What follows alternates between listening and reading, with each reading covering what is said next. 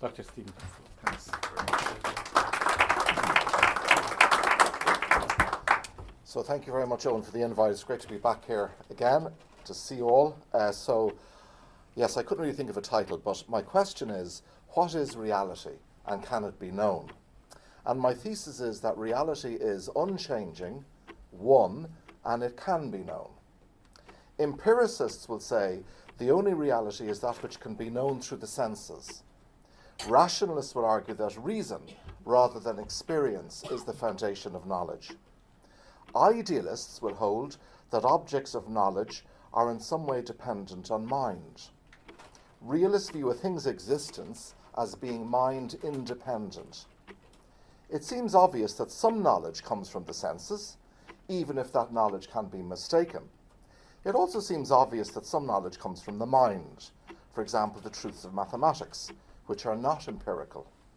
It also seems sensible to say, to me at any rate, that the external world exists, but psychologically that I impose categories of thought on this reality, even if it can't be reduced to an idea in my mind. So is reality just what we see, taste, touch, smell, or hear, what philosophers call phenomenal reality, or is there more going on, what philosophers call noumenal reality?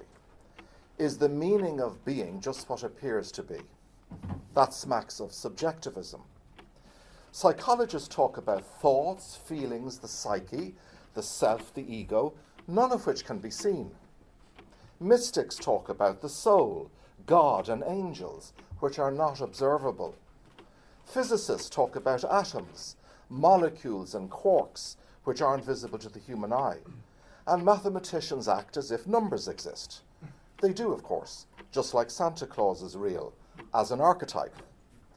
Psychologically, we all see the world through a set of lenses. We see from where we are. There is no view from nowhere. My beliefs, desires, attitudes, expectations, prejudices, projections, class consciousness, ideology, all my ideas, all my conceptions get in the way of my perceptions. My personal story superimposes itself on reality. So what we call reality, this stream of life in which I participate, is only known, it seems at first glance at any rate, from my perspective. One line of thought proceeds thus. At any given time, we are in possession of only a limited number of cumulative views of reality. These views are aspects of a thing. The aspect of a thing is inseparable from the observer. Only an aspect of a thing is revealed to us. It is the face, as it were, that shows itself to us, like a round orange that contains segments we don't see, or like a Russian doll, which hides deeper layers and levels of reality. Our ideas of things are formed from these aspects. But the thing in its entirety is surely not reducible to just a perspective. If we go along this philosophical path, it looks like we're saying that the essence of a thing is a mere construct or schema, so that, quote, knowledge is perspective. That's what Nietzsche said. Just an interpretation of the thing, but not the thing. So that every thing only appears under various aspects, and that the thing is the sum of all its aspects. But if we add up all the aspects of a thing, are we really any closer to ascertaining the essence of a thing? Is it not the case that if we add up all the viewpoints, all we are getting are more viewpoints? Many will agree that we know only aspects, that we can never know the truth. It can certainly seem this way. Imagine the number 6 drawn on a page. From one angle it's a 6, from another angle it's a 9. And thus we appear doomed to a conflict of competing interpretations. Life is just a point of view directed upon the universe. This position leads to relativism, perhaps even to nihilism. It's really the postmodernist view, which is the dominant epistemology of our day. Diametrically opposed to this view is Plato's position, which I am advocating for and endorsing. He maintains that reality is that which doesn't change. The truth of things can't be found in a world that is constantly changing. Plato distinguishes between three levels of knowledge of reality. First, that which exists and which can be absolutely known, being. That which does not exist and which can't be known, non-being.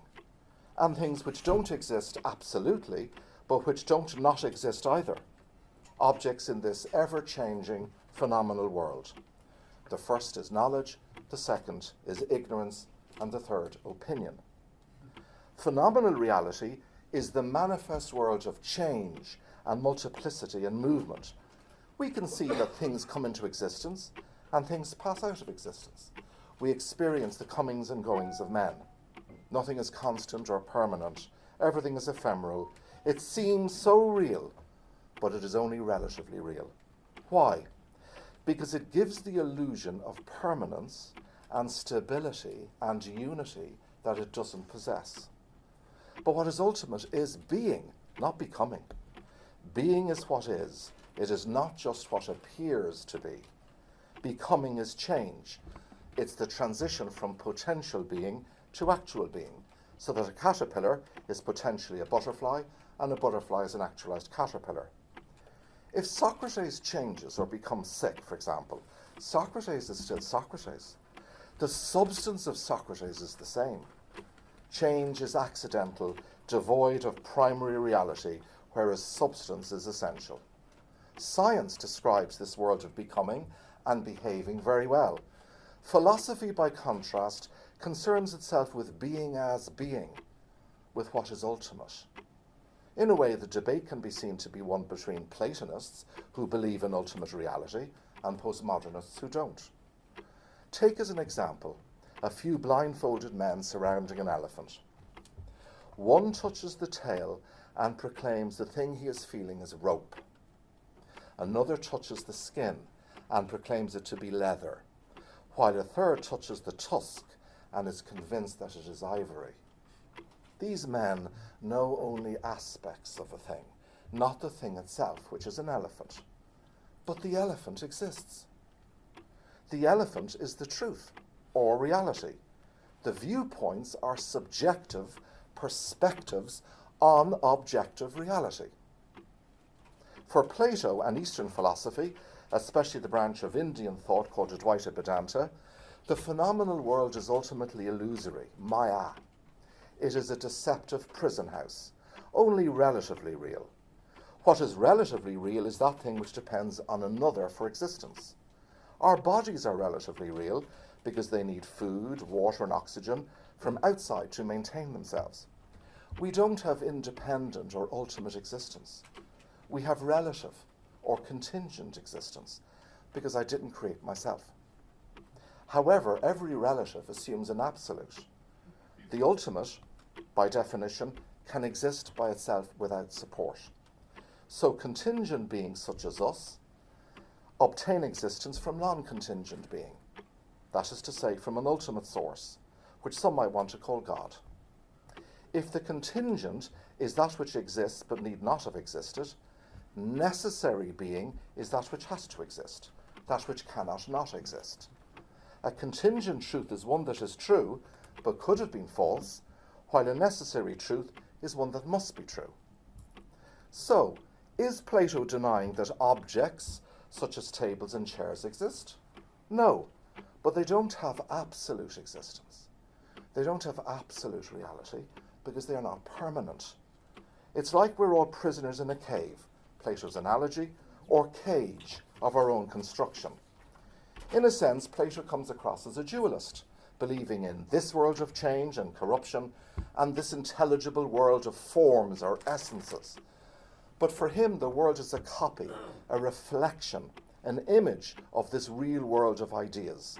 So Plato is a monist. In other words, he believes or holds to a unitary view of reality.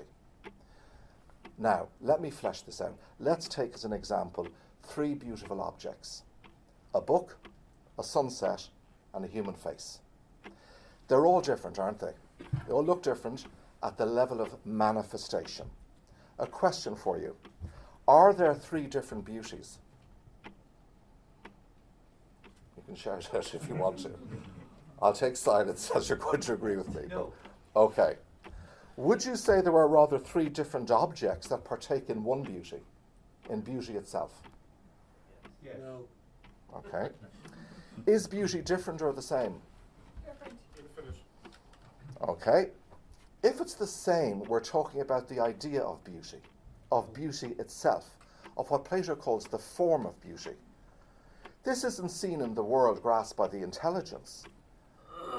Couldn't we say that they are beautiful because they participate or partake in beauty itself? The idea is like the idea a painter has before he paints. The painted object is merely a reflection or copy or imitation of the idea. Men and women are different, but they both partake in humanity. But where, I hear you ask, do these ideas exist? Let me answer with a question. Can you draw a perfect circle? No. Yes. Yes, you can draw a perfect circle. Giotto drew a perfect circle. Okay. Do you know what a perfect circle is? No? Do you not? Do you have an idea of it? Circle I draw. You have an idea of it, don't you, of a perfect circle? Even if we can't draw it. We might be able to replicate it, but we have an idea, don't we, of a perfect circle? My instruction to you to draw a perfect circle presupposes you already know what a perfect circle is, even if you haven't seen it. Is a perfect circle different from one to another, or is it the same? Depends on the way that you drew it. If it's a perfect circle. Different sizes So- too. Okay, different sizes. So, right. So if it's a perfect circle, it's perfect for all, isn't it? It's the same for all. Can't be different, or else it wouldn't be perfect. Well, it can both be perfect. Pardon? They can all be perfect. They can all be perfect. See, lots of different perfect circles. Absolutely. Well, you can all have an idea of a perfect circle. You understand this even if you've never seen one and even if you can't draw one. But a perfect circle doesn't exist in empirical reality. Indeed, lots of things don't exist in empirical reality. Things we can't see, from gravity and time to electricity. Speaking of electricity, let me give you another analogy. Imagine a fridge, a TV, and a music system.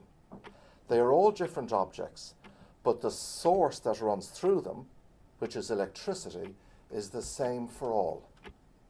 The substances are many. The substances are many. The source is one. It's limited, not in itself, but by the substance it's working through. There is the same consciousness, animating life force, or electricity in this analogy, in a tree, a dog, and a fridge. One source, one substance, consciousness. The electricity in this analogy is not affected by the fridge, or what's in the fridge, or where you bought the fridge, or even if the fridge is working. In fact, the fridge could be small or big, broken or in full working order. Reality is consciousness. Let me pose another question. Really, it's the same question. Can you have two without one? No. No. Can you have one without two? Yes. Yes. One single substance. This is primary. This is all there is. Sorry, why can't you have two without one? Because 2 is 1 plus 1, so it presupposes the Only existence if of the they first. have separate existences. So in my view, nothing has a separate existence. Well, I'll keep going. Is that okay? We'll have the chat. 2 only has contingent existence. By contrast, 1, by contrast, exists independently. There is just one without a second, which is the meaning of Advaita, not 2. Mind can be compared to water. Water can exist in 3 states: solid, liquid, and gas. In the solid state, water is called ice. In the liquid state, it is called water, and in the gaseous state, it is vapor. 3 seemingly different things, but in truth only one. My watch is gold. My mother's earrings are gold. Seemingly 2 objects, but one substance uniting them: gold. Waves and ocean are one. They are both water. There is no substance called ocean or sea. It's just water. We can distinguish between subjective reality, all our perceptions, thoughts and feelings, empirical reality, the world of appearance, and ultimate reality, the one consciousness running through all, suffusing all, what Wordsworth calls a presence, quote, a sense sublime of something far more deeply interfused, whose dwelling is the light of setting suns, and the round ocean and the living air, and the blue sky and in the mind of man. A spirit that impels all thinking beings, all objects of all thought, and runs through all things. One final question. Can you have a lie without the truth? No. Yes. The liar would say yes. Yes, spot on. Can a lie exist, in other words, without the truth? Can a lie exist without the truth? Yes. If it's a belief in incorrect, you believe it's true. Well, it's fallacious because, lies and truths exist as binary concepts that are only understood as a binary concept. Yeah. So you've presented us with a, Yeah, of course, yeah. an escapeless Yeah. room. I'm leading you somewhere. Clearly. So can a lie exist, in other words, without the truth? No. Can you have truth without a lie? Yes. Truth exists, in other words, without a lie. So what's the difference between truth and a lie? A lie is usually more comfortable. Well, a lie has relative existence. It's like the skeptic's denial of truth presupposes the existence of the truth to be denied. Yeah? Truth exists independently. A lie only has contingent existence. There are things that definitely exist, while other things seem to exist but don't absolutely exist, like a lie. The skeptic's denial of the truth, I forgot I wrote this, presupposes the existence of the truth to be denied. An absurdity exists, therefore, or results. It's like the relativist, who by definition denies the existence of absolute truth, who says all truth is relative. Get the contradiction? All truth is relative is itself an absolutist statement. So it's refuting the truth of his relativism. Let's raise an objection to my Platonic position. Does anything more than Plato justify Plato? A contemporary critic, one of you here, might say, aren't your so-called Platonic ideas merely your ideas? How can they be part of the real world? The modern view is that the real world is just the world we see and touch, known by science, the so-called objective world. The inner world of personal thoughts and feelings is the subjective world. But both worlds change and are imperfect. They have relative existence. So what follows from all this theorizing? We see the essences with the eyes of the mind, but they're not in the mind, any more than rocks are in the eye.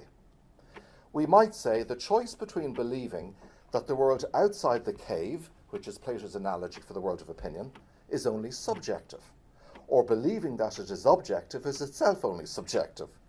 But if that's true, if our choice is purely subjective, not objective, then there's no real reason why I should believe any one idea rather than any other, including that idea. If there are no Platonic ideas, only my ideas, then no idea I have can ever be known to be either true or false. If mind is only subjective and reason only how my brain works, why should I think the computer or its software corresponds to reality? If reason is only subjective, then that piece of reason is only subjective too. It's only subjective that it's only subjective. It refutes itself, like the examples I gave above, which have us going round and round the mulberry bush in circles. But reason must be in touch with ultimate reality, sometimes at least. If it weren't, we would have no standard for judging when it wasn't. In other words, if there's no real money, we have no right to judge that any money is counterfeit. So some kind of thought, reason, must get us outside the cave. Plato's ideas are not subjective, psychological entities, but objective realities. There is a world of eternal, objective, universal truths outside the cave of our sensations and opinions and their material objects. How? We experience it. our minds bump up against the objective and unchangeable reality of 2 + 2 = 4, even when schizophrenics say it, or triangles of 180 degrees, or justice is a virtue, or effects must have causes, all of the time. Where do we discover it? In the world outside the cave. How do we discover it? Through reason. Now, reason is not cleverness, reason is wisdom, and wisdom is understanding, insight into the forms. If all holy men disappeared, holiness would still be, and redness too, though nowhere in the universe.